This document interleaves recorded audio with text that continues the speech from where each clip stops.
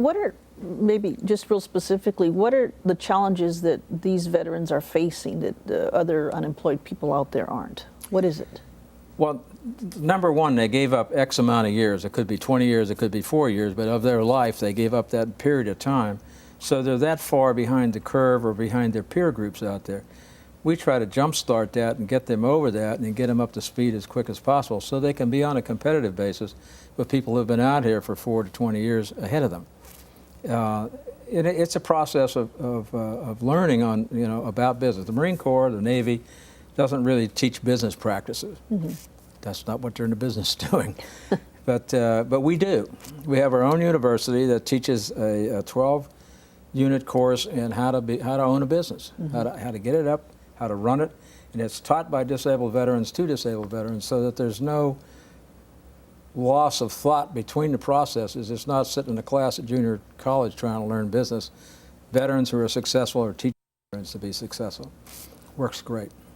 It almost sounds, and I'm just becoming aware of the specifics of this, but it almost sounds like there's a penalty to having served in the military because you take that experience and it's more powerful and positive and advanced in some areas.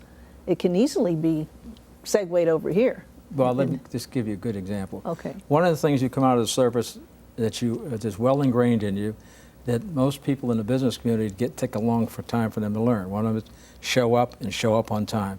These people know how to show up and know how to show up on time, and they're ready to go to work. Just point them in the right direction, mm-hmm. and they're right there willing to do the job. That's the nice part about being in the service. You do give up some stuff. You give up some time, but you also get experience you don't get anyplace else. And the disciplines, I've seen a lot of that. And people I know, the disciplines are. Disciplines. Some people, that's what they come back with, and that's all it takes, for them to be successful. Now, David, being a local person here, then, why do you think that there's a lot of employers that are reluctant to hire these disabled veterans? One of the difficulties in transition for military is being able to put down on paper what they've actually done and make that relatable to the civilian employment world.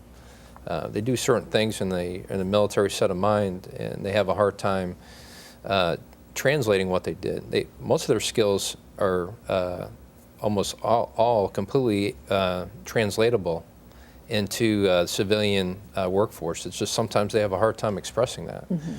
And then some folks, employers that aren't familiar with veterans and what they bring to the table, it's part of not knowing. So that's part of what we try to do is continue to get the word out, educate folks of what veterans can do, and also talk to veterans about how to better position themselves, market themselves, in that transition, and especially when they're trying to find employment. Mm-hmm. Do you think, Robert, that the term disabled brings a stigma? And I'm going to have you answer it, and then I want Matt to comment on it too. Well, what they find out when they interface with us in our business matchmaking is we're not all in wheelchairs and drooling. That's not what it's about. That's why you laughed first, right? We've got disabilities. You can't tell I'm disabled unless you can see my hearing aids. You can't see the Agent Orange damage, but I'm a perfectly functioning individual, as are these two guys. Mm-hmm. It's the one that scares the employers the most is, oh my God, he's got PTSD. What are we going to do? Nothing. Guy's on meds. He's perfectly fine, just like anybody else that's on meds. Mm-hmm. Takes care of it. So yes, there is a stigma. It's an educational process, particularly on the employer's side. If the employees, I'll tell you, we went into the Metropolitan Water District, stood up in front of their board of directors of 27 people up there and said, we're disabled veterans, we want to do business with your outfit. They looked at us and they said, that's a no-brainer. Most of them retired military. Mm-hmm. That helps a lot. Yeah. So do you think it's certain industries too that are more open? Defense industries are open to it a lot. Yeah. Yes.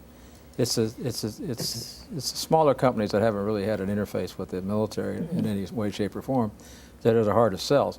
But once they meet us, we come to one of our business matchmaking events, which we have every spring here in Southern California. A major event, mm-hmm. 500-600 people. Good. I'd like to be 1,000. Good. Well, in the future, thousands. Yes, we're working on that. So Matt, even my comment to you earlier, I said, well, you don't, you look fine. What kind of stigma is it that you have experienced? You know, I'm very hesitant to tell people that I'm a disabled veteran. For one, I mean, I feel, you know, I'm a fully functioning human being, and sometimes when I label myself as disabled, I feel that it doesn't compare to somebody who is in a wheelchair or somebody who is missing a limb. You know, I don't feel like I am owed the same rights that they are, and you know, that's a little tough for me. As well as the fact of being a Marine, and you know, the arrogance that comes with that is, I'm not disabled. You know, it was hard enough for me to go down to the VA and even get checked out by a doctor. I mean, we Marines don't get hurt. Marines don't stop. We don't, you know, that's just what's built into us. So, you know, for me, disabled means that there's something that I can't do. And to me, that's a negative connotation. So you deal with that then? Yes, yes. And you don't play the card then? No, I don't like to play the card at all. Yeah. I mean, but in a sense, I am, because, you know, this is what I'm doing. This is what I'm using as a stepping stone for my, you know, for my business. But Sure. that's my entitlement. That's what I'm owed for my 10 years of service. Sure, sure. Well, I think, you know, most people should agree with that, but we're not going to get into opinion on that right now. Now, David, you yourself deal with disability of some sort then? Oh, right.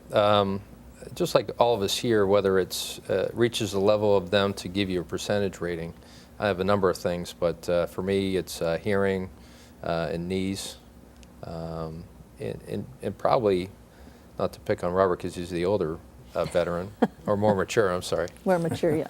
The older we get, those things that are already evaluated and to be connected, eventually they come into the picture, and that's why we go to get checked out, because eventually there's other things that have happened to us in service but haven't come to the level to, you know, to go to the veteran hospital or clinic to get checked out. And eventually, as we get older, those things that ail us will become more of a problem.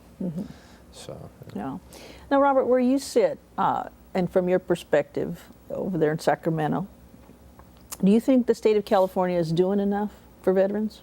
The state of California has done a better job by far than any other state, and the federal government also.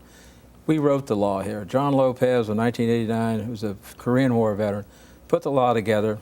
We walked the halls of the legislature up there until we got it passed, so that in every contracting officer's office, he or she has a goal to meet that 3% goal for that agency based on that law. And there's been some other laws passed since then we've got in there to strengthen that position.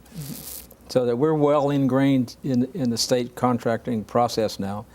And the prime contractors also recognize that if they have us on their contract, as a disabled veteran on a contract, they have a better chance of winning that contract than they ever did before, because there's a 5% gap in there where they can drop the prices down where you can actually win it because we're there.